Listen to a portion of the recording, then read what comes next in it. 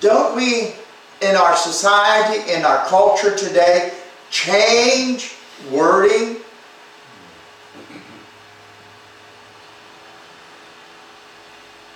We went from abortion to choice. We've gone and used what is homosexual unions to marriage. And it's not homosexuality anymore. It's your sexual desires now. We have taken words out that bring us to the very sense of where we are in our walk of life to make us try to feel good.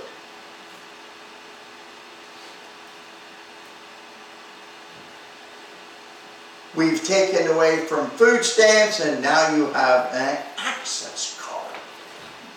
Food stamps are still the same.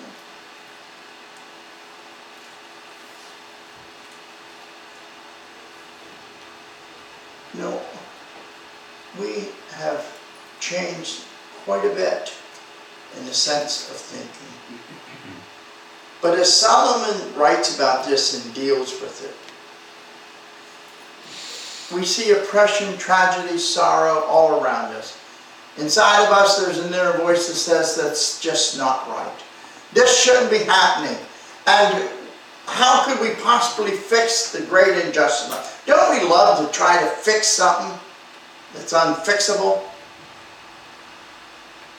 Don't we love to try to make something right when we can't make it right? You know, it's like putting toothpaste on your toothbrush and you get too much. Did you ever try to put it back in? It doesn't work, does it? It doesn't work.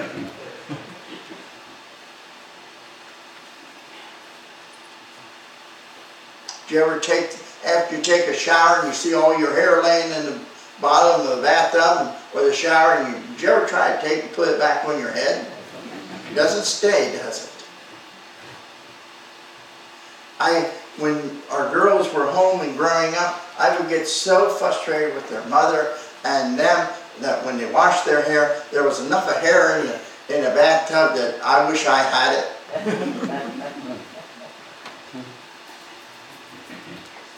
It's just not right. The problem, there are two conflicting truths about life's unfairness that drives every one of us nuts. First one is no matter how hard we try, we're never going to fix the problem. No matter how hard we try, we're never going to fix the problem. Life is always going to be unfair. The problem is we have to be willing to accept it. You see, it's like Jesus said, for example, you will always have the poor among you in John 12:8.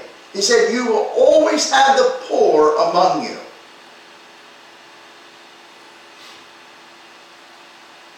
Now, you know, I took a good look at this passage and a solid look at it. And you know, I learned something about this passage. The poor is always going to be with us. When I was growing up, there were poor.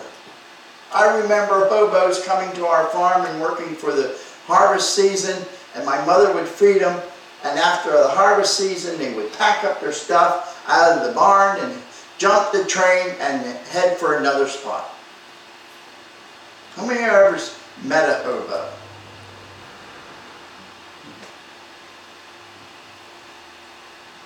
There'll always be a hobo. There'll always be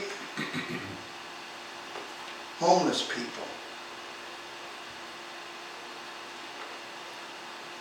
The poor will always be among us. And I don't care how hard we try or what we do, it's not going to do any good. They'll always be there.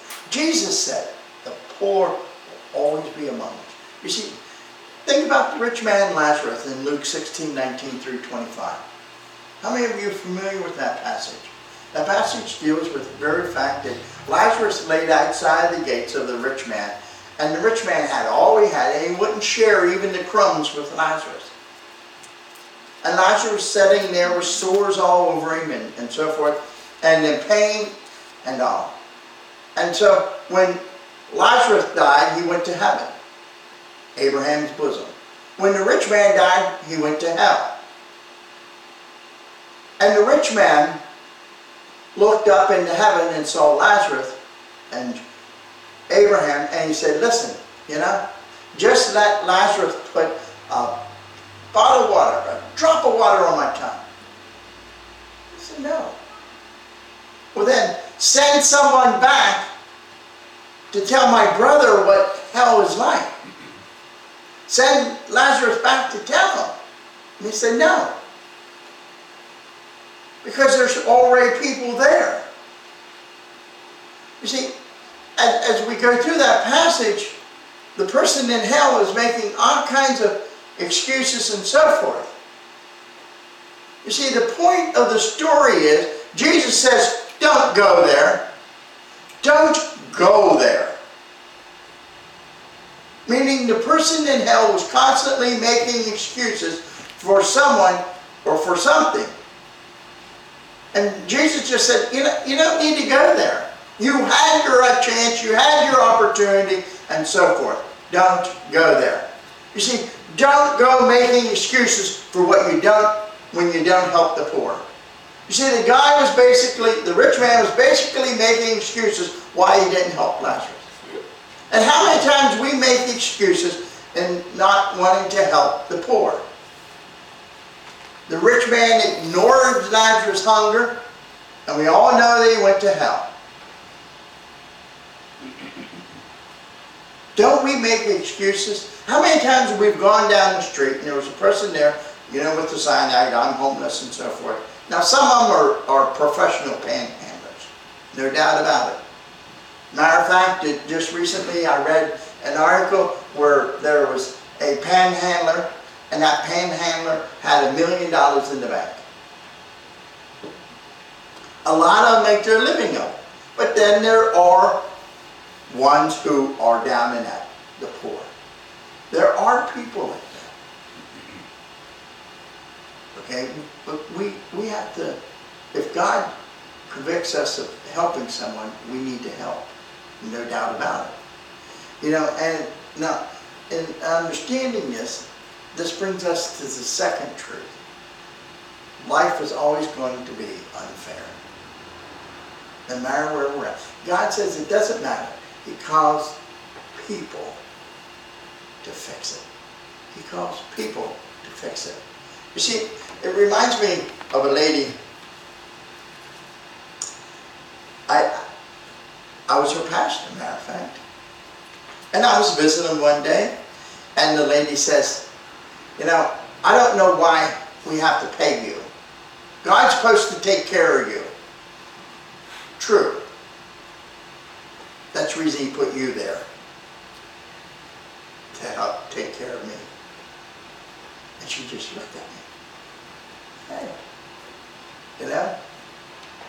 that's a fact. God puts us here to fix. Reminds me of a story that there was a man who was just all frustrated about the injustice in his city. And he was frustrated, and he prayed to God. And he said, why aren't you doing something about this? And all of a sudden, a voice came to him and says, why do you think I sent you? See, why does He send us? We have to learn something. As I thought about this, we will always have the poor among us. And basically, it's quoting an Old Testament passage, Deuteronomy 15:11. There will always be poor people in the land. Therefore, I command you to be open-handed toward your fellow Israelites who are poor and needy in your land. When I was in Israel, there were panhandlers or people all around that was on the street. Some would play music, some would do something else and so forth. But in Israel, if you're Jewish and you pass another Jewish person who is in need without dropping a shekel into a can or a container or something, you're looked down upon. The other Jewish that see you doing it will really ridicule you.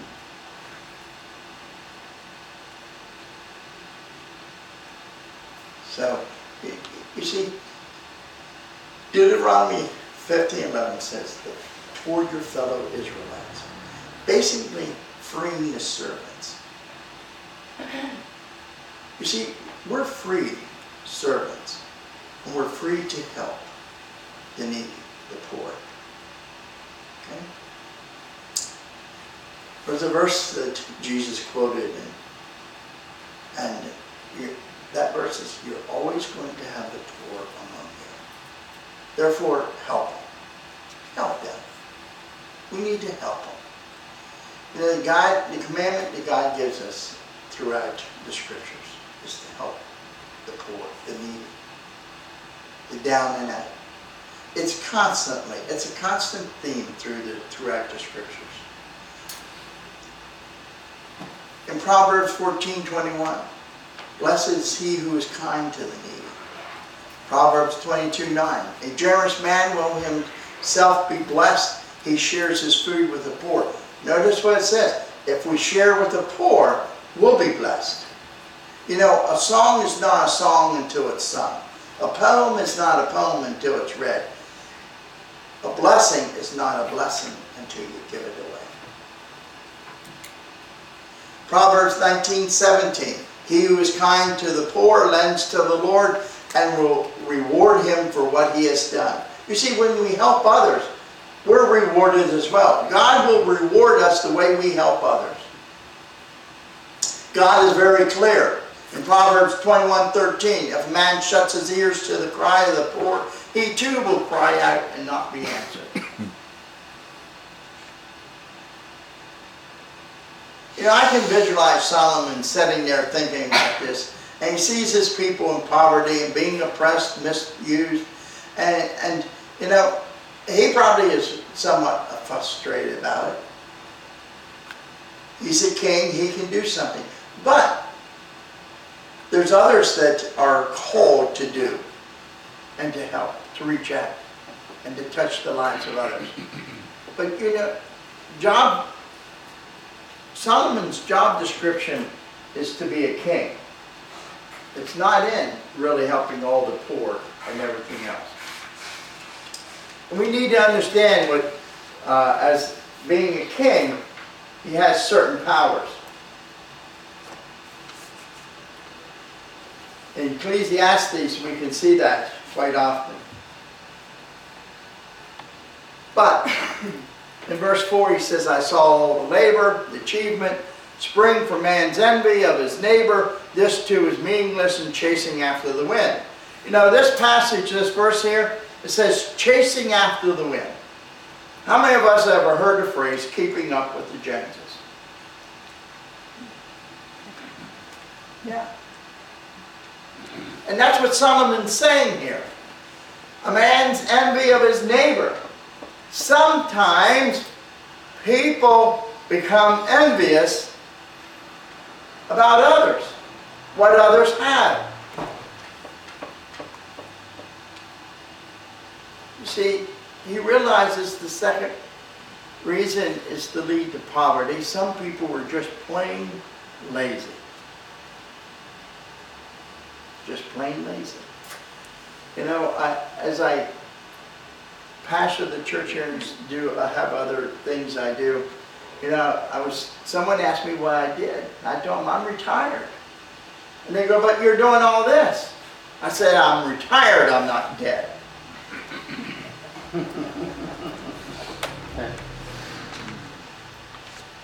But laziness. We wonder why the riots happened in Ferguson and Baltimore. They were all by basically people who did not work. People who wanted something for nothing. They said, well, there's nothing here. And so there's something there if you really want to do something. And Solomon's seen this as well. He said, sometimes your poverty is because of your laziness. You see, a fool holds his hands and ruins himself. He sits there with his couch potato, you guys will say. There's a difference of being in poverty and you're trying to get out of that than being in poverty because you're just downright lazy and don't want to do anything.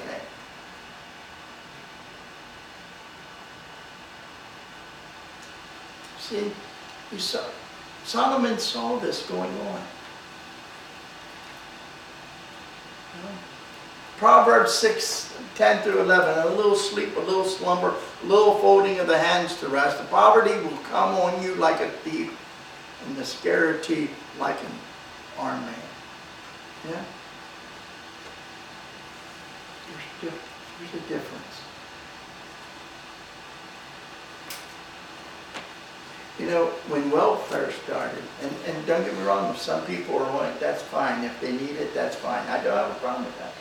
But you know, we have 4th and 5th generation of young people that's on that and have no desire of finding a job. Reminds me that back in, I have the date, but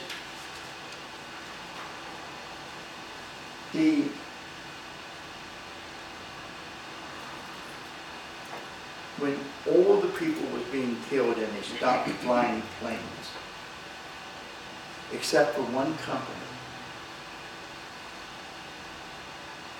And that company kept on flying planes, not as many trips and so forth, but they kept on. The ones that were still working started to complain because the airlines that were going bankrupt, the people were making more money than they were.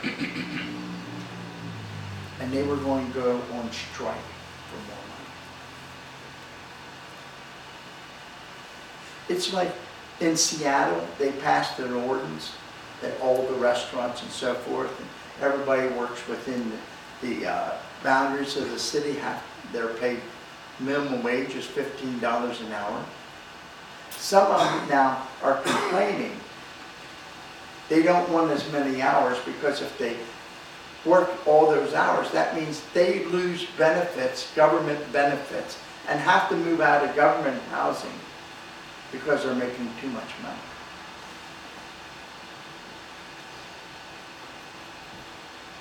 Restaurants are closing in Seattle. McDonald's says, we'll stay open. But you know what they put in? Kiosks. They pay the $15 to 10 people where they used to have 20. 10 of them's done without jobs. Kiosks there, you go and order like you do at Sheetz. And they have a person bring your food to you.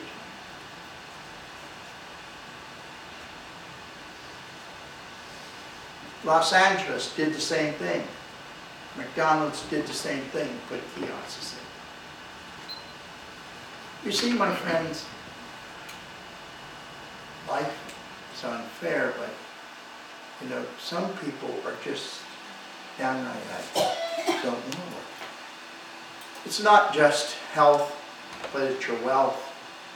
Laziness affects every part of your being. Health and your wealth. I have seen men who have retired and have done nothing after they retired, and they only lived a few years later and they passed away. I have seen men, matter of fact, the guy that chases me sometimes when I deliver new trucks is 86 years old. And he says the same thing I do. I'm retired, but I'm not dead. 86 years old. And the other day he scared me because he was going 70 miles an hour.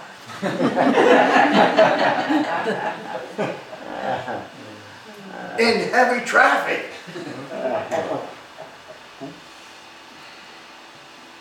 Solomon looks around, he knows that many poor people are poor because they're too lazy to get off the couch. They much prefer a handout than a workout.